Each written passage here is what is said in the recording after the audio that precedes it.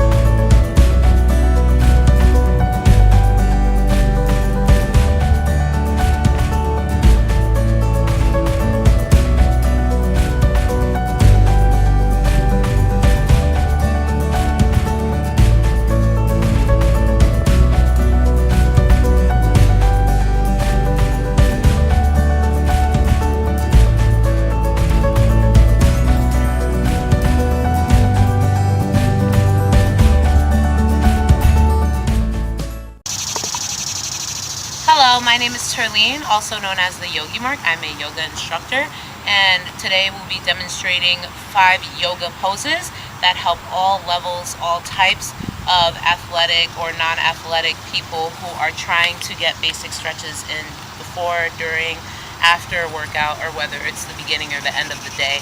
This is Patrick and Christina. Patrick will be demonstrating the modified version of the stretches, and Christina will be demonstrating the lesser modified poses that we're going to go through today.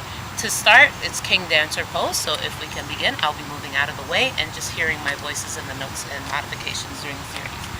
If shifting the weight into the left leg, gently shifting the weight into the left leg, focusing on a focal point, something that is not moving, and lifting the right leg up, bending the right knee behind the body, nice, and gently holding onto the right ankle, right calf, or right foot, nice. And to counterbalance, still focusing on that focal point that it's not moving, bringing the left arm all the way up, lovely. And Christina will be leaning a little bit forward, and as this is called the King Dancer's pose, if taking notice at the right thigh, there's a stretch in the right quad. Christina's doing a bit of a back bend, and this is also opening the heart. Gently releasing that right knee and bringing the left arm down. Nice. Inhaling the arms all the way up, remembering to breathe, coming into a tall mountain pose. Beautiful. Exhale, hinging at the hips, coming into a forward fold. Nice. And bringing some softness in the knees. And this stretch is called forward fold uttanasana. And in this fold, this helps with the spine and the hamstrings. Elongating the spine. Shake the head yes, shake the head no. The head is nice and loose, and feeling the stretch in the hamstrings. Option here for Christina, swaying side to side. And for Patrick, just bending the knees a little bit closer and bringing the hands a little bit closer to the mat. Nice. Beautiful. And coming to stillness, Christina and Patrick, just bringing the right foot all the way back, the both of you. And bring the right knee down. Bring the left knee to follow, coming into table. Table position, all 4 the knees are on the mat and the arms are on the mat. Nice.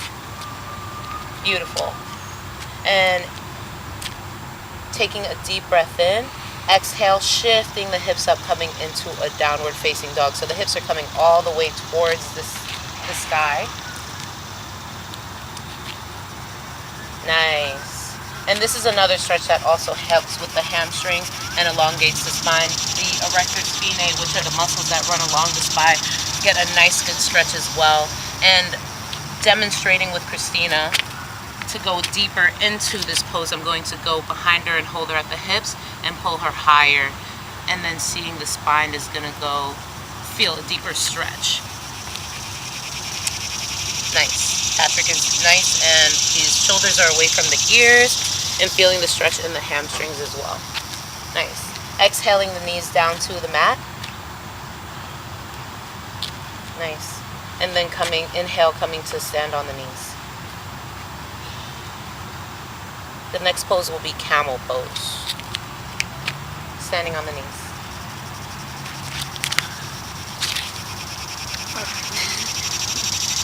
And gently putting the hands behind the sacrum. The fingers are facing the sacrum, yes.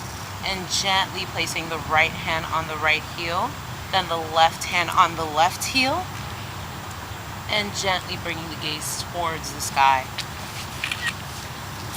In this pose, notice that the heart opens, and then there's another stretch in the hamstrings, and there's a stretch in the core, stretch in the abs. Patrick, keep the hands on the lower. Yep, beautiful. And just lean back. Nice. So what does this stretch get? This is also for the quads, the core, and the chest. Yeah, nice. I feel it in my stomach. You feel it in your stomach? Yep. Were you working out your core? Oh, I feel it right now.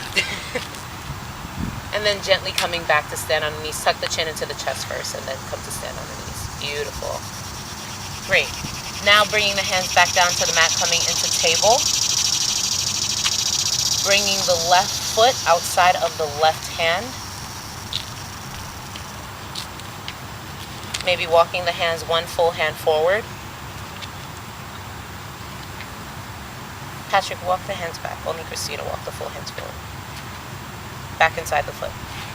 Nice. Christina, bring that left foot outside of the left hand, because you can go deeper. Nice. And Christina, and bring that right knee up. Patrick, stay here. Coming into lizard. Oh, bring the foot back. No. Oh, back? Yeah, just the knee comes up. Yes. Oh. And this is a lizard pose. For a more modified version, keeping the right knee down, and for a lesser modified version, bringing the right knee up. And feeling this is a hip opener for tight hip flexors. This is also something to feel in the right quad. Christina, bringing the right knee down, and bring the left to meet the right, coming back into table.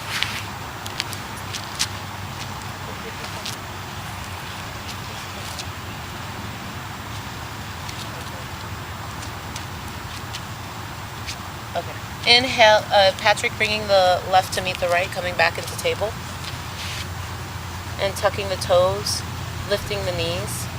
And tucking the toes, lifting the knees, coming back into downward facing dog. Coming for the last pose, which is pigeon pose. And bringing an option here, Christina bringing the left leg all the way up, and Patrick just bringing the knees in between the hands. So just bring the left knee in between the hands, coming into pigeon pose, in between the hands. Left knee, right knee. Just the left knee. And then the right foot is tucked in. No. Hold on, let me demonstrate. Remember what I did earlier? Knee is in between the hands. Just the knee. Yeah, not the foot. Yes. Beautiful. So Patrick just staying high like this. This is already feeling it in the left hip. And then Christina, you can walk the hands forward and place the forehead on the hands. And this is pigeon pose. This is another pose that opens up the hip flexors. And it also stretches the glutes, the thigh, mainly specifically the quads, and elongates the spine. And slowly bringing the head off of the hands, walking the hands alongside the knee, tucking the back toe, and bringing the left knee out, coming back into a downward facing dog. Nice. Exhale the knees to the mat, and come to stand on the knees. I'd like to thank you for joining us today. These are the basic poses, and hopefully we can practice more with you another day. Thank you. Namaste. Stay it is.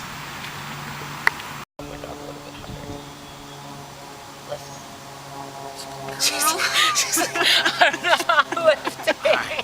Well, you wanted that stretch. Hold on, let's go back. Are you in plank?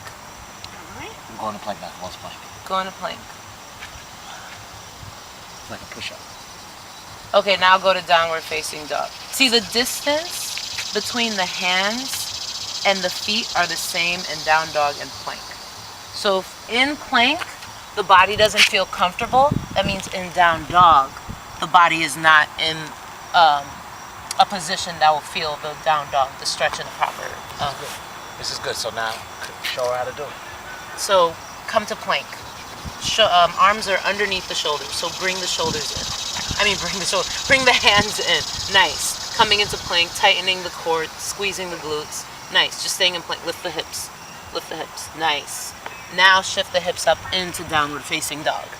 Nice. Now shift back to plank. I do this in class too. Back to downward dog. Nice. Feel the difference? Feel the distance? Mm-hmm. Okay, because it's usually an easy transition. So shift back to plank. Now squeeze the arms into the rib cage. Exhale, chest, neck, and chin to the mat. Chest, neck, and chin to the mat. Yes, this is the modified. Untuck the toes. Now inhale, chest, neck, and chin off of the mat. And the thighs. Coming into upward dog. Thighs off.